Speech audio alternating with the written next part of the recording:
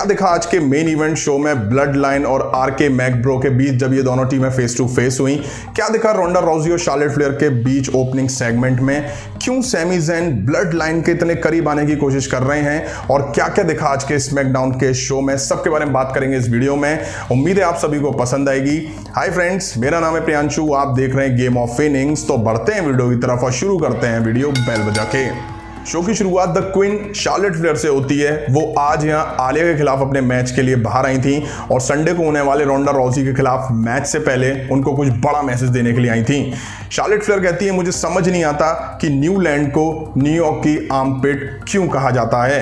वो कहते हैं कि लोग बात कर रहे हैं कि मैं बीट द क्लॉक चैलेंज क्यों हार गई, लेकिन मैंने टाइम से पहले ही आलिया को टैप आउट करवा दिया था और आई क्विट कहलवा दिया था। वो आलिया से पूछती हैं, आलिया हालांकि मना कर देती हैं। फिर वो बोलती हैं कि मुझे समझ नहीं आ रहा कि ड्रू गुल्लक को मुझसे प्रॉब्लम क्या है।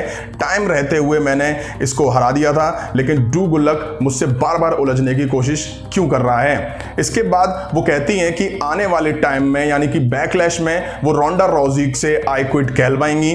फिर वो बच्चे की तरह रोएंगी जैसे कि उनका बच्चा रोता है, और फिर वो WWE को छोड़ के चली जाएंगी और मैं बिल्कुल भी सरप्राइज नहीं होंगी। फिर वो कहती हैं कि आज आलिया को मैं रोंडा राउजी की तरह प्रिटेंड करूंगी और रेसलमेनिया बैकलैश में मैं रोंडा राउजी का क्या हाल करूंगी उसका प्रीव्यू मैं अभी दिखाऊंगी। इसके ठीक बाद ही शार्लेट फ्लेयर आलिया के एल्बो मारती हैं और फिर बिग बूट देके उनके ऊपर बैठ के पंचेस ही पंचेस मारती हैं और कहती हैं कि आई क्विट कहे। तभी यहां पे रोंडा राउजी की एंट्री होती है। शार्लेट फ्लेयर और रोंडा राउजी रिंग के बाहर ही भिड़ जाती हैं। रोंडा राउजी पहले शार्लेट फ्लेयर को टर्नबकल में मारती हैं और फिर शार्लेट फ्लेयर भी पलटवार करते हुए रोंडा राउजी को बैरिकेड में दे मारती हैं। इसके बाद ये दोनों रिंग में भिड़ती दिखाई दी। दोनों में जंगली बिल्ली की तरह लड़ाई हो रही थी। पंचेस, किक्स, जो जिसका मौका लग रहा था वो वैसे मार रहा था।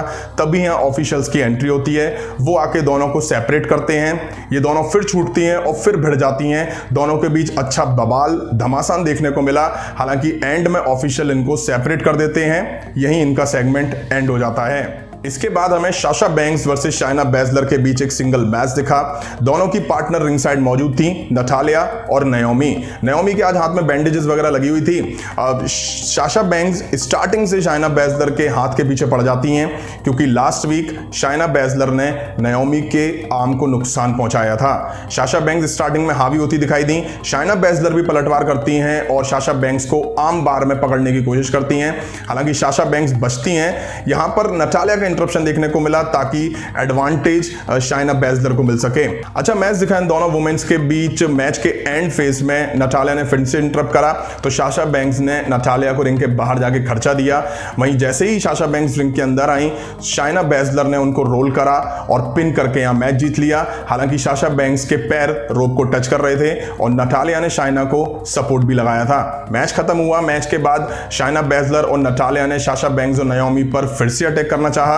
हालांकि नाओमी की अच्छी अटेंशन से नाओमी और साशा बैंक्स ने दोनों वुमेन्स को रिंग से खदेड़ दिया।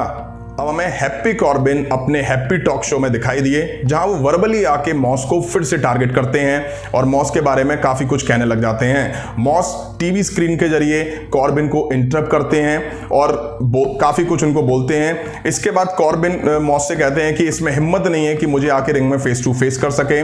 मॉस कॉर्बिन को गलत साबित करते हैं और एंट्री करते हैं रिंग में। रिंग में आके मॉस कॉर्बिन की गिमिक का मजाक उड़ाते हैं और उनके टकलेपन का भी मजाक बनाते हैं। इसके बाद कॉर्बिन रिंग से चले जाते हैं।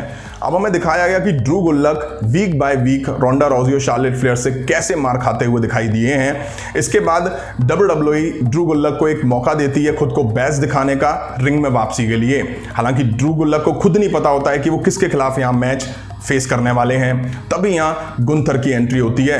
अब ड्रू गुल्लक सोच रहे होंगे कि यार रोंडा राउजी और शार्लेट फ्लेयर से कम मार पड़ी है जो गुंथर को मेरे खिलाफ उतार दिया।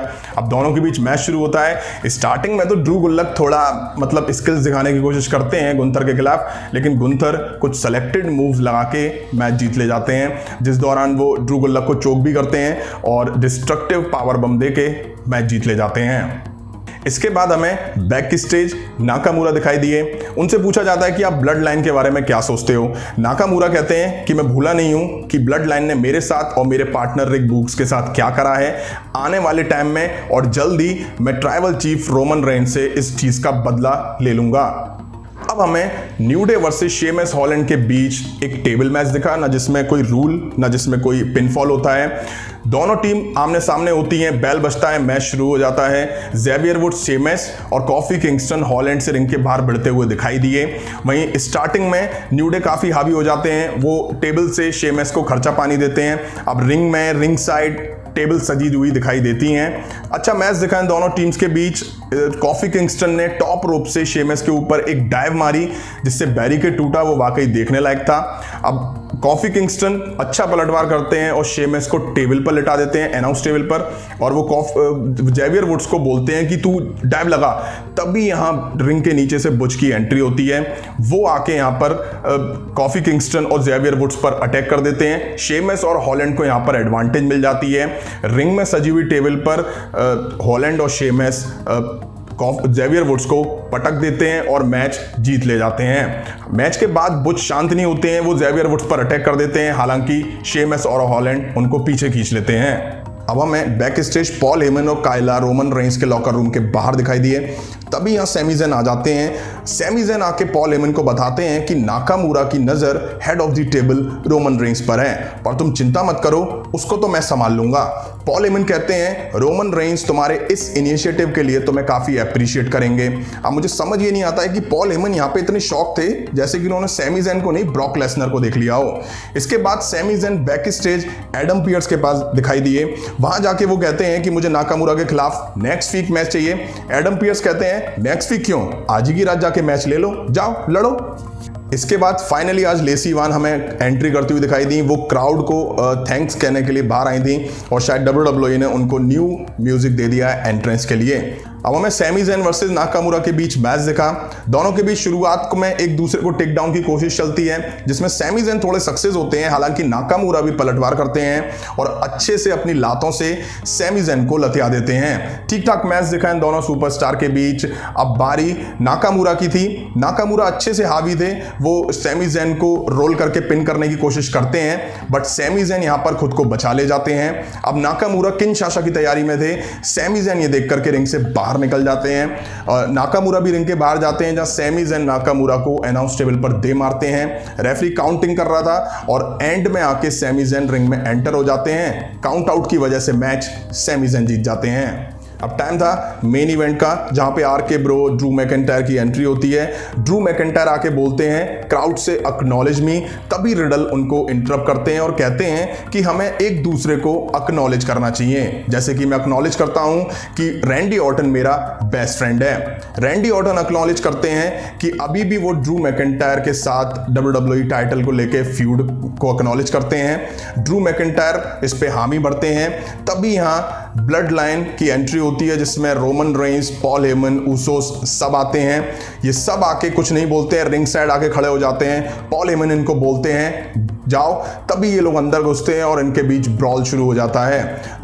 स्टार्टिंग में ब्लड लाइन आरके ब्रो के दोनों मेंबर रिडल और रैंडी ऑर्टन को रिंग से बाहर कर देते हैं। अब तीनों की पकड़ में ड्रू मैकिंटायर अच्छे से आ जाते हैं।